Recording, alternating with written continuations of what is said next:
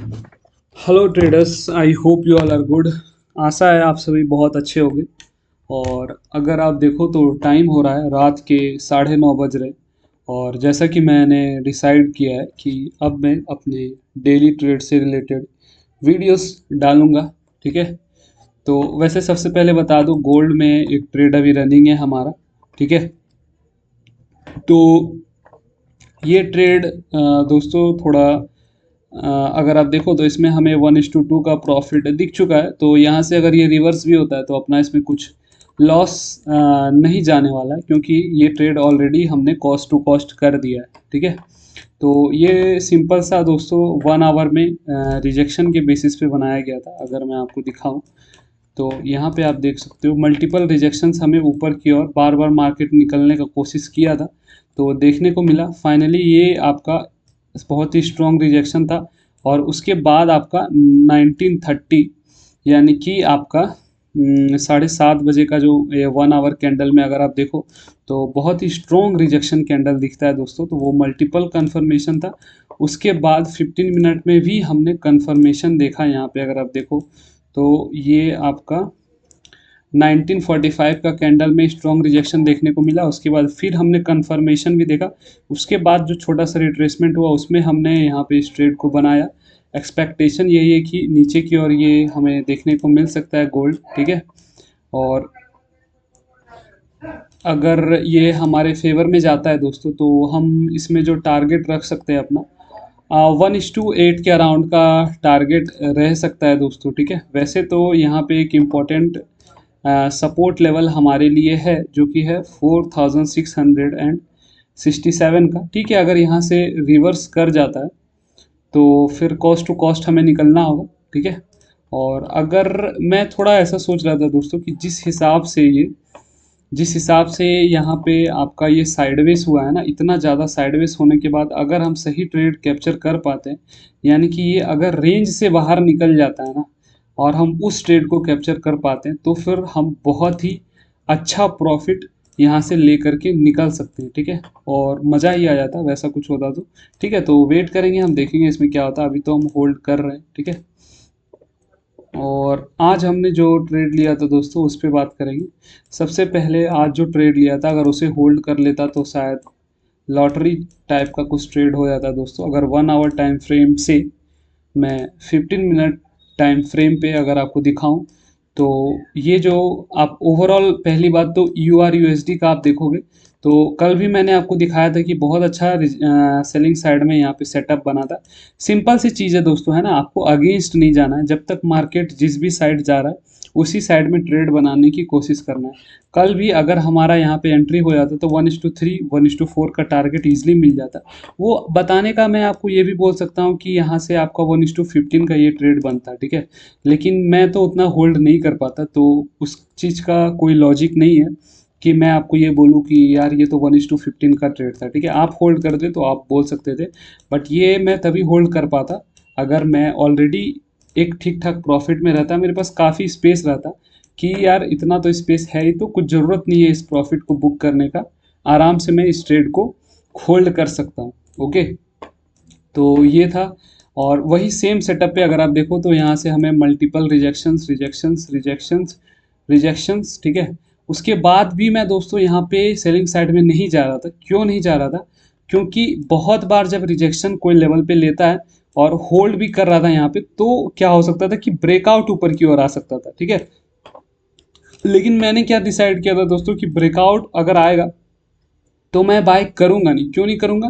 क्योंकि सेलिंग जो ऊपर से आ रही है बहुत स्ट्रॉन्ग आ रही है, तो चांसेस है कि फेक ब्रेकआउट आ सकता है।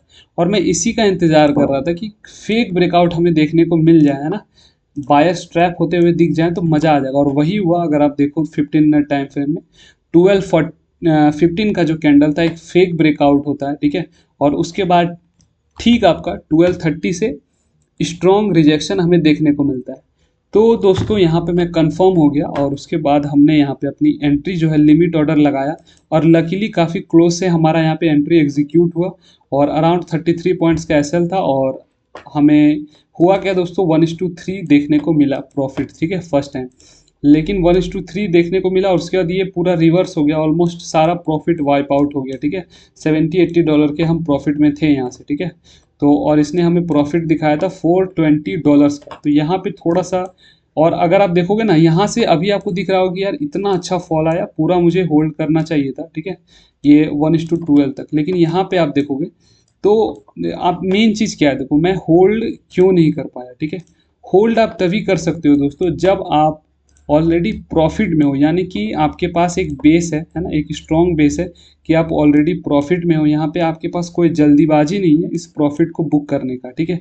लेकिन जब आप लॉस में हो, जैसे कि कल हमारा $300 का लॉस हुआ था, तो फिर यहाँ से ये रिवर्स कर गया, तो फिर मैंने वेट किया और पूरा दोस्तों ये ऑलमोस्ट आप बोल सकते हो 2 घंटे साइडवेज रहा, कुछ कंक्लूजन नहीं निकला, ठीक है। तो फिर मुझे लग रहा था कि यहाँ पे भी ये अब बेस बनाने लगा 2 घंटा तक, तो फिर यहाँ से क्या हो सकता है कि ये बेस बनाकर यहाँ से इतना ज़्यादा गिरा है तो रिवर्स भी कर सकता है, ठीक है। लेकिन और वही सोचकर हमने इस ट्रेड से अराउंड आप बोल सकते हो 1:2 के प्रॉफिट के अराउंड इस ट्रेड से हमने एग्जिट किया था, ठीक है। जो कि उतना अच्छा तो नहीं रहा, बट देखो बहुत ज़्यादा जब आपको कन्फ्यूज़न हो जाए ना, तो आप क्या करो, कॉपी में लिखो चीज़ों को कि इस ट्रेड के अकॉर्डिंग अभी आपको क्या डिसीजन लेना चाहिए, और एकदम क्लियर माइंडसेट के साथ चीज़ों को लिखो। और आप लिखो कि अभी सबसे ऊपर आपकी प्रायोरिटी क्या है। तो मैंने जब लिखा तो उसमें लिखा सबसे ऊपर मेरी प्रायोरिटी ये है कि अभी मैं सबसे पहले अपने ड्रॉ डाउन में, यानी कि अभी जो मेरा ओवरऑल अकाउंट वैल्यू है वहाँ से $300 के मैं लॉस में हूँ, तो पहले मैं कॉस्ट टू कॉस्ट खड़ा हो जाता हूँ, ठीक है। उसके बाद वापस से मैं जब ट्रेड बनाऊंगा उसे ईजिली होल्ड कर सकता हूँ, क्योंकि अगर ये ट्रेड अब यहाँ से रिवर्स कर जाता है, ठीक है, तो मैं ऑलरेडी $500 के लॉस में था, ठीक है, $500 के उस अकाउंट में लॉस में था। तो ये क्लोज करने के बाद मैं अराउंड बस $200 के लॉस में रहा। तो कहीं ना कहीं एक प्रेशर क्या हो जाता है दोस्तों कि आप, पिछले बार मैंने आपको दिखाया था अपना 25 के अकाउंट, क्या मिस्टेक हुआ कि हमने डिसिप्लिन ब्रेक नहीं किया। मेजर मिस्टेक हमसे ये हुआ कि एक बार जब हम ड्रॉडाउन में घुस गए ना वहाँ पे, और बहुत बड़ा ड्रॉडाउन में चले गए, तो वहाँ से हमें ये हिम्मत नहीं हो रहा था कि अब हम इतना स्लो जाएं कि कुछ ऐसा हमारा ग्राफ दिखे कि कुछ प्रॉफिट बना रहे, थोड़ा लॉस हो रहा है, धीरे धीरे ग्रो कर रहे हैं। वहाँ से क्या हो रहा था कि मैं इतना डीप हो गया था, वहाँ से मुझे लग रहा था एक बड़ा जंप नहीं चाहिए, नहीं तो मज़ा नहीं आएगा। और इस बड़ा जंप के चक्कर में बहुत सारे ट्रेड मैंने होल्ड किए, बहुत सारे प्रॉफिट मैंने मिस किए दोस्तों। तो वो गलती मैं नहीं करना चाहता हूँ, है ना। वो गलती से भी मुझे एक सीख मिली। ठीक है, 1:10 1:12 का ट्रेड कल भी ले सकते थे, आज भी ले सकते थे, और हम ऐसे ट्रेड लेंगे भी, ये बात 100% फिक्स है। बट यहाँ पे मेन चीज़ क्या है कि आपको पहले खड़े रहना, पहले बने रहना है आप जहाँ पे हो, आपके लेवल पे। उसके बाद जब आप, आपके पास एक बेस है, आपके पास एक सपोर्टिंग बेस है, आप इजीली उस जगह पे खड़े हो जहाँ से आप पीछे नहीं जा रहे हो, बस खड़े तो हो ना, तो फिर आप वहाँ से कोई ट्रेड को लेते हो, यानी कि हम अकाउंट में कॉस्ट टू कॉस्ट है या कुछ डॉलर के प्रॉफिट में, तो वहाँ से हम ट्रेड को आराम से बैठ के होल्ड कर सकते हैं कि यार रिवर्स भी हो जाए तो कोई प्रेशर थोड़ी ना, और अगर प्रॉफिट मिल रहा है तो आने देते हैं। लंबे ट्रेड जो है ना, ये बड़े बड़े जो ट्रेड है ना दोस्तों, ये आपको जो मज़ा दिलाने वाला है ना, ये छोटे छोटे ट्रेड से कुछ होने वाला है नहीं, ठीक है। तो ये तो हमेशा ही हमारे माइंड में रहेगा, लेकिन ऐसे ट्रेड्स को पकड़ने के लिए बहुत सारे सिचुएशंस भी आने चाहिए दोस्तों, है ना। हमेशा आप होल्ड नहीं कर पाओगे, ठीक है। तो ये हमारा ट्रेड था दोस्तों, जिसमें कि मैंने बोला कुछ ऐसा हमने यहाँ पे एंट्री बनाई और एग्जिट रहा। और एक ट्रेड दोस्तों मॉर्निंग में हमने लिया था USD CHF में, ठीक है, बाइंग साइड का ट्रेड था।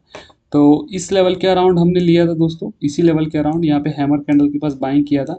और 1 आवर में अगर मैं आपको दिखाऊँ ना, तो मेरा एक्सपेक्टेशन क्या था, अगर आप देखोगे तो ये काफ़ी अच्छा EMA को रेस्पेक्ट भी कर रहा था, और ये बाइंग आपका हायर हाइस बना रहा था। तो मैं यहाँ से ऐसा ही एक्सपेक्ट कर रहा था कि फिर यहाँ से अब ये ऐसे निकलेगा, ठीक है। लेकिन ये जो आपका 11:30 में जो डीप आया ना, झूठ मूठ का ये डीप आ गया, तो इसने हमारे SL को खा लिया, और ये ट्रेड जो है बेकार में, मतलब बोल सकते हो गलत किया। क्योंकि कभी कभी वॉलेटिलिटी, आज का मार्केट आप देखोगे ना तो काफ़ी ज़्यादा वॉलेटाइल था, चाहे आप गोल्ड को देख लो, चाहे आप URUSD को देख लो, है ना, वॉलेटिलिटी आपका बहुत ज़्यादा था। तो इसीलिए यहाँ पे अपना SL गया, उसके बाद ही ये ऊपर निकला, ठीक है। तो कभी कभी ये सब तो चलता रहता है। मेन चीज़ यहाँ पे क्या है कि आपको अपने प्रोसेस को फोकस करना है, अपने प्रोसेस पे ध्यान देना है, ठीक है। यहाँ पे अब हमने 2 ट्रेड लिया था दोस्तों, एक trade cost to cost close हुआ, और एक ट्रेड जो है हमारा $80 के लॉस में क्लोज हुआ था और दोनों ही सेम बेसिस पे था कि यहाँ पे हम बाइंग एक्सपेक्ट कर रहे थे। तो दोनों जब जब हमें नीचे की ओर रिजेक्शन देखने को मिला और बाइंग कंफर्मेशन मिला तो दो बार हमने पोजीशन बनाई। एक बार तो चला भी लेकिन वहाँ से रिवर्स हो गया तो C2C निकल गए हम, है ना। काफ़ी हाई कंफर्मेशन हाई रिजेक्शन आ रहा था तो वहाँ पे हमें C2C निकलना पड़ा। 1:5 का प्रॉफिट हमें उस ट्रेड में दिखा था और पहला जो था वो तो डायरेक्टली अगेंस्ट चला गया। ठीक है, तो यही था आज का लॉजिक दोस्तों। आज का डे यहीं पे क्लोज होता है। ठीक है, और मिलते हैं दोस्तों नेक्स्ट ट्रेडिंग डे में। ठीक है, अब यहाँ से हमारा अकाउंट वैल्यू इतना ही रहने वाला है। गोल्ड का ट्रेड अगर यहाँ से रिवर्स भी कर जाता है तो जैसा कि मैंने बोला कि कॉस्ट टू कॉस्ट मैंने कर दिया, तो कोई दिक्कत की बात है नहीं। ओके, चलो।